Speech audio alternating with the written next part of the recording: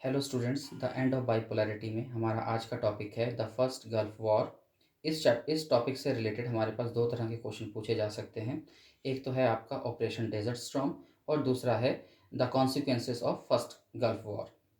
अगर हम first Gulf war की बैकग्राउंड में जाएं तो हम देखते हैं कि इराक और ईरान के बीच में लगभग 8 साल लंबा युद्ध चला था, जो बिल्कुल बेनतीजा रहा था। 8 साल के बाद जब दोनों ने सीज फायर किया तो दोनों ही अपने अपने ऑब्जेक्टिव्स को पूरा नहीं कर पाए थे। लेकिन परिणाम ये निकला कि इराक के ऊपर कर्जा बहुत ज़्यादा चढ़ गया था। उसने कुवैत से भी कर्जा लिया था और सऊदी अरेबिया से भी कर्जा लिया था, और युद्ध खत्म होने के बाद अब ये दोनों देश अपना कर्जा वापस मांग रहे थे और इराक पैसा लौटाने की सिचुएशन में नहीं था।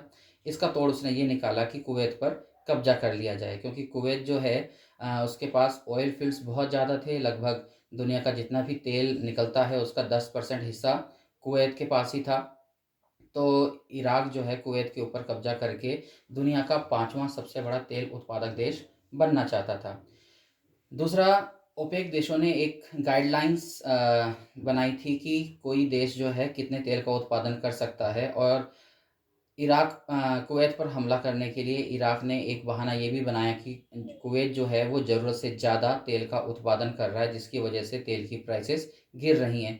तो इन सब बहानों के साथ उसने कुवैत के ऊपर हमला कर दिया 2 अगस्त 1990 को।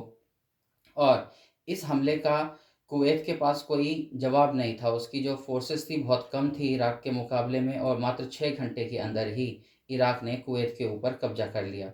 अब अगर हम कोल्ड वॉर की बात करते हैं तो उस दौरान इराक जो है सोवियत ब्लॉक का हिस्सा हुआ करता था, उनका एलाई हुआ करता था।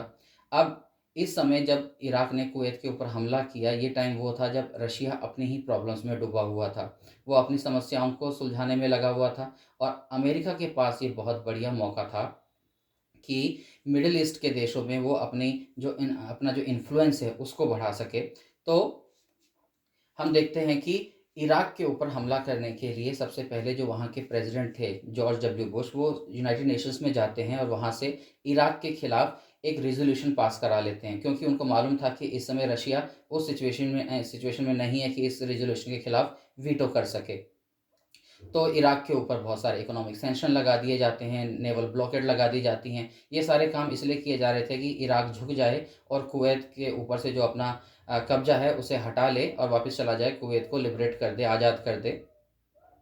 इसको देखते हुए साथ ही साथ जो है अमेरिका ने सऊदी अरेबिया को भी ये यकीन दिला दिया था कि अब अगर कुवैत के बाद इराक सऊदी अरेबिया के ऊपर हमला करता है तो अमेरिका उसे बचा नहीं पाएगा।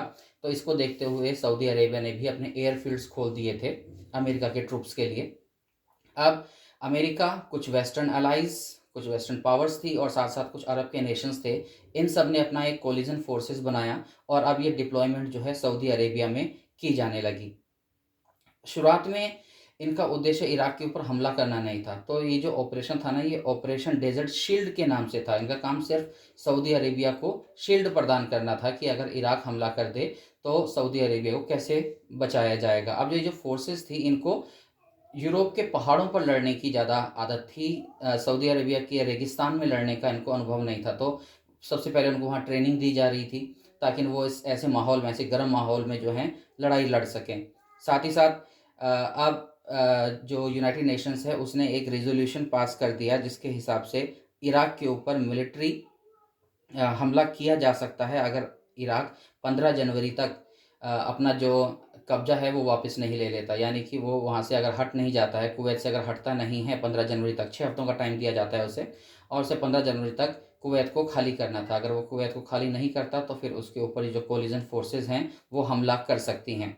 यहाँ इराक पूरी दुनिया को धमकी दे रहा था कि अगर उसके ऊपर हमला करने की किसी ने कोशिश की तो ये जो युद्ध होगा ये मदर ऑफ ऑल बैटल होगा। यानी ऐसा युद्ध आज तक किसी ने देखा नहीं होगा, इराक इस तरह से हमला करेगा।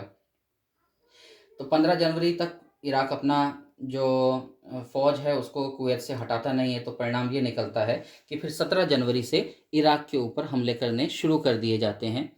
हमले इतने भीषण होते हैं, एयर स्ट्राइक इतनी ज़्यादा की जाती हैं इराक के ऊपर कि सद्दाम हुसैन को कुछ महीनों के बाद जो है अपना जो सरेंडर करना पड़ता है अमेरिका के सामने। और जैसे ही सद्दाम हुसैन सरेंडर कर देता है उसकी फोर्सेस वहाँ से विड्रॉ हो जाती हैं कुवैत से। इसके साथ ही फर्स्ट गल्फ वॉर ख़त्म हो जाती है।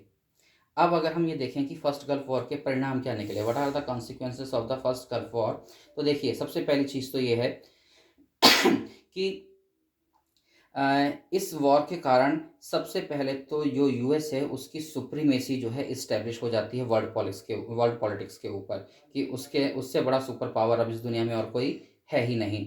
दूसरा, ये वॉर जो है इस मिथ को भी ख़त्म कर देती है कि अरब देशों में बहुत ज़्यादा यूनिटी है, क्योंकि 20 में से 12 कंट्रियां जो हैं उन्होंने अपनी फोर्सेस उतार दी थी इराक के खिलाफ युद्ध करने के लिए। बहुत ज़्यादा हैवी बॉम्बार्डमेंट किया गया था इराक के ऊपर, और इससे जो है मैन और मटेरियल दोनों का बहुत ज़्यादा डिस्ट्रक्शन हुआ था। और इराक ने भी कुवैत के ऑयल फील्ड्स जला दिए थे, जिसके कारण जो है कुवैत को भी बहुत ज़्यादा नुकसान झेलना पड़ा था। अगली चीज़ जो हम पॉइंट देखते हैं इसके अंतर्गत कि इस युद्ध ने ये भी बता दिया कि टेक्नोलॉजी के मामले में अमेरिका पूरी दुनिया से बहुत ज़्यादा आगे है। यही वजह है कि इस युद्ध को जो है कंप्यूटर वॉर का नाम दिया गया। ये अभी तक के इतिहास का पहला ऐसा युद्ध था जिसे पूरी दुनिया लाइव अपने टीवी में देख रही थी, जिस कारण से इसको वीडियो गेम वॉर भी कहा जाता है। तो आज के हमारे यही दो टॉपिक हैं। नेक्स्ट हम अगले टॉपिक्स पर बात करेंगे।